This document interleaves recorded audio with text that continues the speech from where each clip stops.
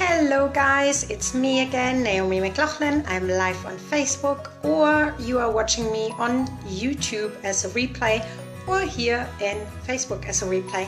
What I'm gonna do right now is share it over to my personal page and also to some of the groups I manage, so that everybody got the chance to actually listen to me live and then ask questions if that is wanted or needed. So you're very welcome to post any questions you have. You might have already seen what the new live stream today is about, and the question I'm going to answer for you is whether or not your products and services are actually suitable, so to speak, to become a global brand and a global product or service. I mean, suitable for a global market, right? So I've shared it to one page. Hold on 1 second. Here comes another one. Unfortunately, it's not possible to share it beforehand, so I always have to do this at the beginning, right? And because there's a slight delay, it's actually possible to do so as well, and people wouldn't miss anything really, because there's a slight delay, as I mentioned yesterday as well. All right, I think I have shared it now, so let's go ahead and talk about today's theme. So like I said, today's theme is your product or service suitable for a global market? And I think you need to answer this right away, not today, of course, but before you even get started promoting it towards a global market and scaling it in that sense. And my reason why I'm saying that is that you should at the beginning think about it is because let's assume you're selling a product, but you're not happy with shipping it to the other side of the world, or even to a country within your continent, right? So let's assume you're somewhere in Europe. Are you happy to ship it from Germany to Belgium, or from the UK to France, and so forth, right? So that's highly important. You need to consider whether your product's actually suitable for that. So to give you an example, let's assume you're a landscaper, but you're also making your own sculptures. And let's assume those are highly fragile.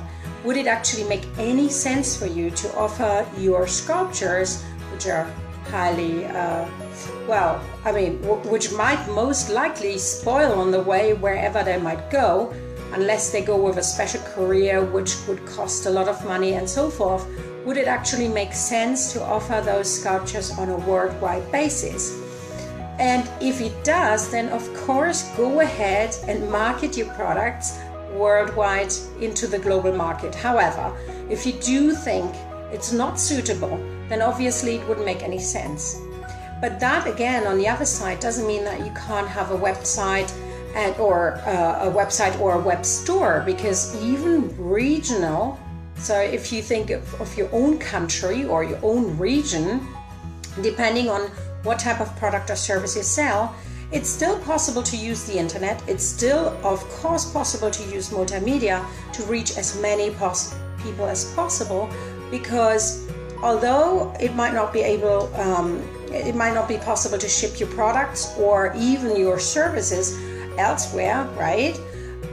It might still be, most likely at least, possible to offer your products and services not just locally, but at least to your own region or even within your own country, right? And of course the internet is important, because even people in your own city or town or village might be using the internet to find the product or the service and the solution for their problem online. So they might just go ahead and Google it or use a different search engine. And if you don't have a web-based presence in form of multimedia, so including your website and then social media channels, and like I mentioned in some other training sessions, also traditional media mentions, like in media outlets, in print media, in the radio, on television and so forth, then of course it would be less likely for people to find you and your products and services if they do go ahead and search for you online, or not for you, of course, but for the solution to their problem. And you definitely want to pop up in the search results if somebody actually looks up their problem, right? Or their solution to their problem, right? Okay, so that's a first question you need to ask yourself. Is your product suitable or your service suitable to actually offer it on a global scale? And if not, no problem. Then have it in your terms and conditions. Like I said yesterday, the easiest thing to do beforehand is to plan all this ahead. So if you have a look at your website and you think about, okay, what would happen if somebody in China, let's assume you're in the US somewhere, somebody in China finds your website, will you be able to offer your products and services to them? If yes, great, have terms and conditions. How long will it take for you to ship it? Is it possible to do, let's assume you're a coach or consultant. Oh, thank you for the love hearts. That's amazing, awesome. I love that. Thank you.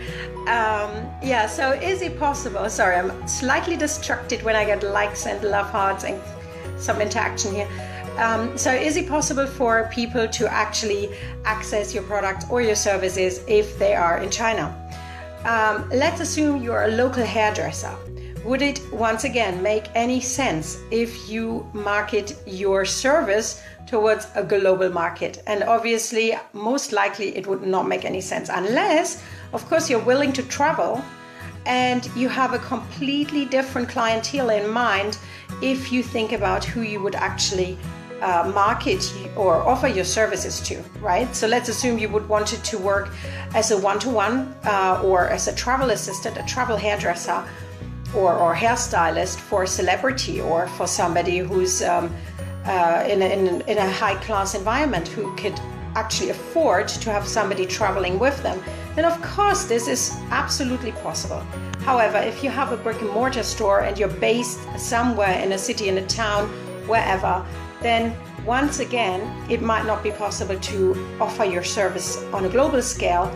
However, like I said before, having a web presence and being online and being seen and heard of is highly important no matter what. So whether you do want to go global or whether you just want to be local, it doesn't really matter.